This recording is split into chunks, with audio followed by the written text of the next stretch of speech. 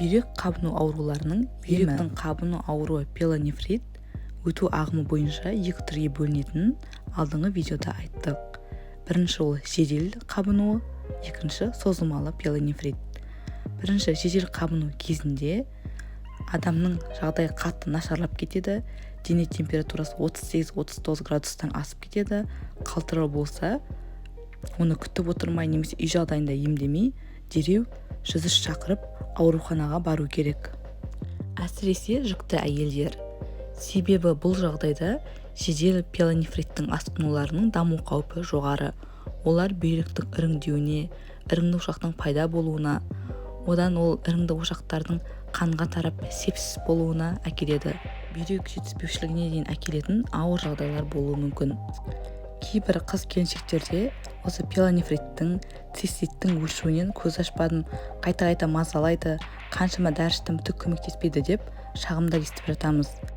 Бұлай инфекцияның жазылмай, қайта-қайта өшуінің екі түрлі себебі бар. Бірінші себебі бұрындары дұрыс емделмеген пиелонефрит, яғни бүйректің қабынуы. Әдетте біз бүйрек ауырса болды, канифрон ішеміз, немесе бүйрекке арналған әртүрлі шөптерден жасалған фитошайларды 2-3 күн ішеміз де қоямыз. Әрине бұл дұрыс емес. Себебі бұл пиелонефриттің бүйрек қабынуының қоздырғышы бактерия, ол әлі өлген жоқ, әлі сол жерде тұрақтап жүр. Шөп дәрілерді қабылдағаннан кейін бактериялардың белсенділігі уақытша азаяды да, ал бұл дәрілердің әсері таусылғаннан кейін, біткеннен кейін қайтадан бактерия көбейіп, ауру туғызады. Өйткені канифрон, фитошайлар бактерияны өлтіруге, түбімен жоюға күші жетпейді. Бұлар тек жеңіл түрде өтетін зәр шығару жолдарының инфекциясы, циститті және циститтің жеңіл белгілерін, жеңіл симптомдарын, мысалы кіші дәретке жиі бару, ашу, кіші дәретке шыққан кезде және үнемі дәретке шыққысы келіп тұратын сезімдерді жай басуға ғана арналған. Ал бактериалды пиелонефритті жеке жалғыз емдеуге арналмаған. Ал кейбір қыз-келіншектер өздері білетін 1-2 препаратты немесе 1-2 антибиотикті 2-3 күн ішеді де, одан кейін тоқтатып тастайды. Сосын инфекция 2-4 аптадан кейін қайта дамиды. Ал бұның себебі сіз үнемі 1-2 өзіңіз білетін үйреніп қалған антибиотикті іше берсеңіз, ол препараттың бұл бактерияға әсері төмендейді. Яғни бүйректегі бактериялар бұл антибиотикке де үйреніп алып, төзімділігі артып кетеді. Ал бүйрек қабынуының қайта-қайта өршіп, қайта-қайта цистит бола беруіңіздің екінші себебі сізде зәр шығару жолдарында қандай да бір аномалиялар бар болуы мүмкін. Мысалы, бүйрек тас ауруы, бүйректе киста, несебағардың аномалиялары, несебағардың тарылып қалуы, бүгілуі, гидронефроз, яғни бүйректе су жиналуы, пиелоэктазия, рефлюкс немесе рак аурулары болуы мүмкін. Бұл жағдайлардың барлығын қалай түзетеміз, қалай дұрыс емдейміз? Ол үшін ең алдымен ең информативті әдіс Бакпасев мочи на флору деп аталатын анализді тапсырамыз. Бұл жерде зәрді қоректі ортаға себеді де, арнайы инкубаторда жылы температурада сақтайды. Бірнеше күннен кейін зәр құрамындағы бактерия көбейіп, өсіп шығады. Сосын ол өсіп шыққан бактерияны алып микроскоп астында қарап зерттейді. Қандай бактерия және қандай антибиотикке сезімтал екенін анықтайды. Ал осылайша осы бактерияны өлтіретін өзінің нақты көзін жоятын антибиотигі тағайындалады. Екінші әдіс жаңа айтып кеткен аномалияларды, бүйректің өзінде болатын ауруларды дұрыстап анықтап, соларды қалпына келтіру.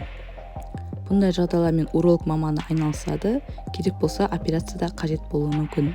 Оның алдында бүйректі УЗИ-ге, КТ-ге түсіріп анықтап алған дұрыс. Ұзақ қиналып емделе алмай жүргенше осындай Бакпасев мочи на флору анализін тапсырғаныңыз жөн. Бірақ бұл анализ көп жерде бере бермейді, себебі бұл қымбат тұратын анализ. Ал анализ қорытындысы 4-7 күн аралығында дайын болады. Бүйрек қабынуының өшуінің емдеу қағидалары. Бірінші, төсектік режим. Яғни бұндай кезде дененің қалпы көлденең қалыпта болғаны дұрыс. Екінші, көп сұйықтық ішу керек, 2-2,5 литр тәулігіне. Неге? Себебі қан сұйылып, улану белгілерінің азаюына септігін тигізеді, және көп мөлшердегі сұйықтық бүйректегі бактерияның шайылуына, шығарылуына әкеледі. Үшінші, клюква, яғни мүкжидек, итмұрын, итбүлдірген тұнбаларын күніне 3-4 рет бір апта бойы қабылдау керек. Төртінші, ас тұзын азайту, яғни бүйрегі ауыратын адамдарға тұзды тағам мүлде жеуге болмайды. Себебі тұз құрамындағы натрий бүйрек арқылы шығарылады, ал бүйректің функциясы бұзылған сәтте көп мөлшердегі натрий бүйрек каналшаларына жүктеме түсіреді де, оның қызметін одан сайын нашарлатады.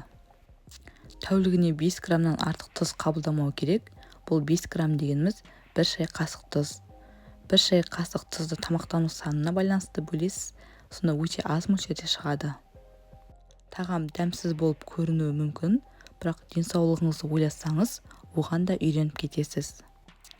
Бесіншіден, егер температура болса, парацетамол препаратын қабылдайсыз. Бүйрек тұсында шыдатпайтын ауырсыну болса, стероидті емес қабынуға қарсы препараттар, яғни кетарол, нинмесулит, диклофенак қабылдауға болады.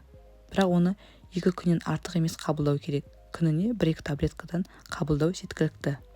Егер сізде созылмалы отит, тонзиллит, ангина, кариозды тіс, созылмалы простатит, әйелдерде жатыр қосалқыларының қабыну болса, осы ауруларды емдеуге тырысыңыз. Себебі бұл органдардағы инфекциялар, бактериялар бүйрекке үнемі түсіп тұрады да, бүйректің созылмалы қабынуына әкеледі. Ал негізгі емі антибактериалды препараттар. Оны Бакбасев қорытындысы бойынша тағайындау керек. Бірақ бұл анализдің қорытындысы шығам дейінше, бірінші күннен бастап бірінші қатардағы антибиотиктер, яғни фторхинолондар, пенициллиндер және цефалоспориндердің екінші-үшінші ұрпақтарын қолдануға болады. Ал бұл препараттар әсер етпей жатса, екінші қатардағы резервтегі препараттарды аминогликозидтер, карбапенем және цефалоспориндердің 4-ші ұрпақтарын қолданамыз. Ал канефрон, фитализин, монурал, фурамак, фурагин, фураденин деген препараттар тек жеңіл, асқынбаған, төменгі зат шығару жолдарының инфекцияларын емдеуге арналған. Мысалы, цистит, уретрит кезінде емдеуге болады. Ал бактериалды пиелонефритті жеке емдеуге арналмаған. Тек Бакбасев қорытындысы бойынша, егер фурамак, фураденин, фураген препараттарының сезімтал болса, онда осы препаратты жалғыз тағайындауға, осыны қабылдауға болады.